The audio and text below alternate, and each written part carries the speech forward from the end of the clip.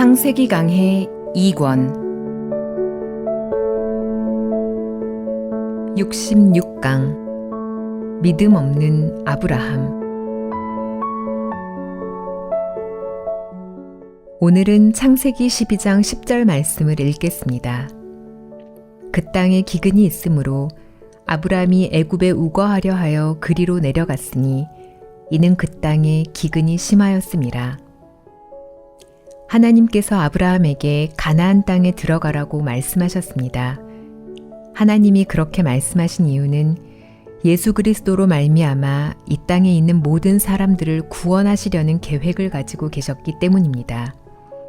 만일 하나님이 인간을 범죄한 상태에서 건져낼 방법이 없었다면 하나님은 이 땅을 포기하고 멸망시키셨을 것입니다.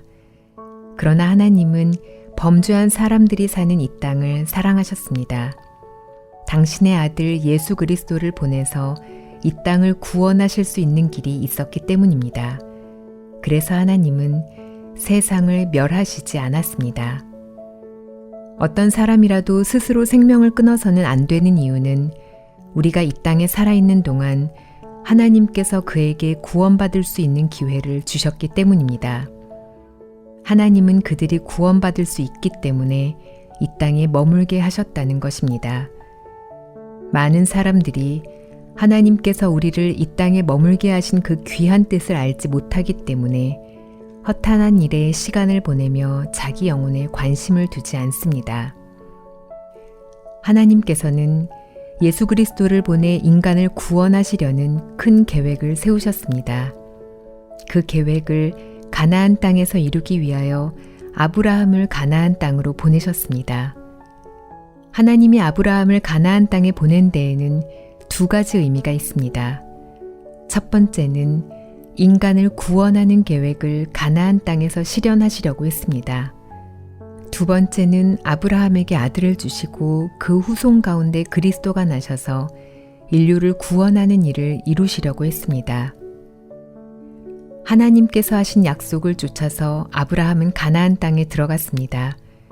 그런데 그 땅에 가나안 족속이 이미 살고 있었다는 이야기를 지난 시간에 했는데 오늘 읽은 말씀에는 그 땅에 기근이 찾아와서 아브라함이 굶어 죽을 수밖에 없는 위치에 도달했습니다. 그러자 아브라함은 양식을 얻기 위하여 애굽으로 내려갔습니다.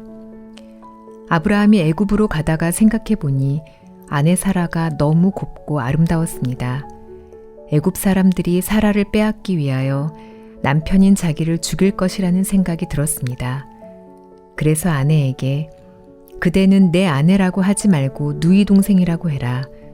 그러면 애굽 사람이 그대를 취한다 해도 나를 죽이지 않으리니 나는 살 수 있지 않느냐라고 했습니다. 마태복음에 보면 아브라함과 다윗의 자손 예수 그리스도의 세계라 하면서 아브라함의 이름이 제일 먼저 나옵니다. 왜 아브라함의 이름이 먼저 나옵니까? 예수 그리스도의 족보에 들어가려면 아브라함과 같이 믿음이 있는 사람이어야 한다는 것입니다. 하나님께서 믿음에 관한 이야기를 하실 때 항상 믿음의 조상 아브라함을 등장시키셨습니다. 믿음의 장이라고 하는 히브리서 10장을 읽어보면 아브라함의 이름이 크게 부각되는 것을 볼 수 있습니다. 믿음에 관한 이야기를 할 때마다 하나님은 아브라함을 빼시지 않았습니다. 그런데 아브라함에게 처음부터 이런 믿음이 있었습니까? 아브라함이 처음부터 믿음을 가진 사람은 아니었습니다. 하나님께서 아브라함에게 하신 약속이 이루어지려면 아브라함은 죽을 수 없었습니다. 아브라함이 죽는다면 어떻게 하나님의 약속이 이루어집니까? 그런데 아브라함은 이루어져야만 하는 하나님의 뜻을 알지 못했습니다. 만일 하나님이 그 뜻을 이루실 줄 믿었다면 아무리 어려운 일이 일어나도 나는 죽지 않아, 나는 아들을 낳아야 해, 했을 것입니다. 이런 믿음이 아브라함에게 있었다면 자신이 죽을까 두려워 인간적인 방법을 쓸 필요가 없었다는 것입니다. 아브라함이 하나님의 약속을 믿는 것 같으면서도 애굽으로 내려가면서 내가 죽으면 어떡하지? 하며 두려움에 빠지는 모습을 볼 수 있습니다. 아브라함의 후손에서 그리스도가 태어나야 하기에 아브라함이 아들을 낳기 싫어해도 하나님은 그가 아들을 낳게 하셔야 했습니다. 그렇기에 아브라함이 자식을 낳으려고 애쓰거나 자기 생애를 염려하지 않아도 하나님이 지키고 보호하실 것이었습니다. 그런데 아브라함은 그것을 믿는 믿음이 없었습니다.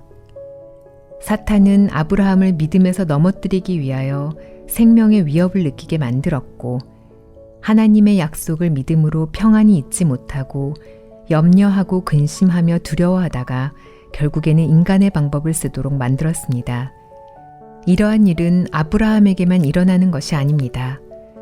우리도 잘 속기 때문에 사탄은 우리 속에 이러한 일들을 많이 일으킨다는 것입니다. 우리가 위협을 느끼거나 어려움을 느끼면 하나님의 약속을 바라보는 것보다 그 형편 속에 빠져들어가 두려워하고 염려하지 하나님의 약속을 믿지 못한다는 것입니다. 그렇기 때문에 하나님께서는 당신의 약속을 믿게 하려고 내가 언약을 세운다. 내가 진실로 진실로 너희에게 이른다. 내 말은 없어지지 않는다 등 우리에게 믿을 수 있는 많은 약속을 하셨습니다. 그래도 형편이 어려워지면 우리는 약속을 등지고 그만 형편 속에 빠져서 두려워하고 근심할 때가 많습니다. 거기에서 인간적인 방법이 나옵니다. 이처럼 인간적인 방법이 나왔을 때 그 결과로 인해 우리는 고통하고 괴로워할 수밖에 없습니다. 이제 아브라함이 양식이 없어서 애굽으로 내려가고 있습니다. 애굽으로 내려가는 장면을 상상해 봅시다. 사라가 아브라함에게 말합니다. 여보, 애굽에도 양식이 없으면 어떡하지? 그리고 애굽 사람이 나를 취하고 싶어 하면 당신이 남편이라고 당신을 죽이려고 할 텐데 그땐 어떡하지?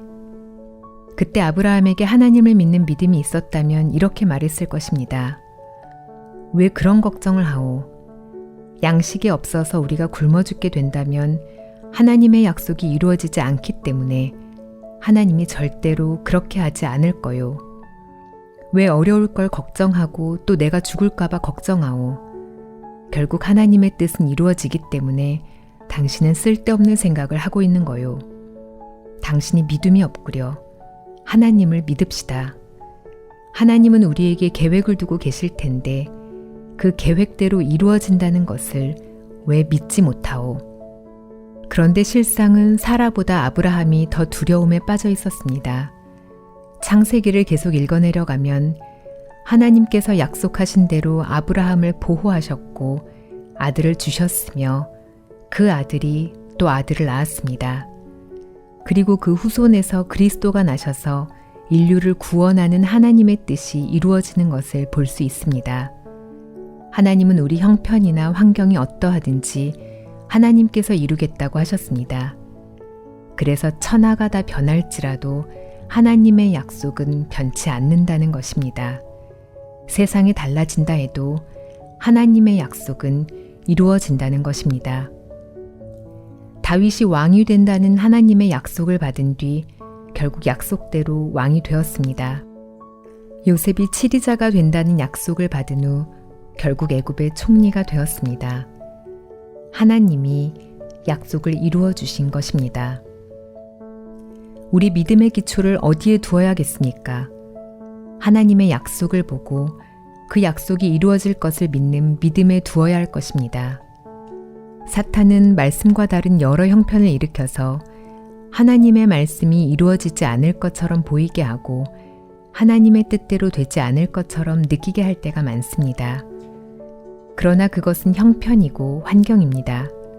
형편이 어떠하든지 환경이 어떠하든지 하나님은 결국 약속을 이루시고 마는 분입니다. 여러분이 성경을 읽다가 말씀에서 하나님의 약속을 발견했다면 그것을 믿음으로 그대로 받아들이기 바랍니다. 형편이 어떠하든지 환경이 어떠하든지 결국은 하나님의 말씀대로 될 것입니다. 우리 앞서간 많은 믿음의 조상들은 하나님의 약속을 믿음으로써 하나님을 기쁘시게 했습니다. 여러분의 죄를 사함받는 것도 형편이 어떠하든지 그것을 바라보는 것이 아니라 우리 죄에 대해서 하나님이 뭐라고 말씀하시는지를 보고 믿는 것입니다. 예수님이 우리 죄를 어떻게 해결하셨는지를 보고 믿는 것입니다. 사람들은 그 마음에서 하나님의 약속인 말씀이 떠나가고 환경이나 형편만 보이기 때문에 표적이나 기적 보기를 원하는 경향이 있습니다. 그래서 많은 사람들이 하나님의 약속을 믿지 않고 표적과 기적을 믿고 형편을 믿는 것을 봅니다. 그들은 하나님을 믿는 사람들이 아닙니다. 하나님을 믿는 사람은 하나님의 말씀을 믿는 사람입니다. 하나님의 약속을 믿는 사람입니다. 형편이 하나님의 말씀대로 흘러가지 않을지라도 하나님의 말씀이 이루어질 것을 믿고 바라보는 사람, 그가 바로 하나님을 믿는 사람입니다. 혹시 여러분은 하나님의 약속과 전혀 다른 환경 속에서 고통하고 있습니까? 하나님이 약속하신 말씀과 전혀 다른 일이 여러분의 마음을 괴롭히고 있습니까? 하나님의 약속만을 바라보고 그것을 믿기를 바랍니다.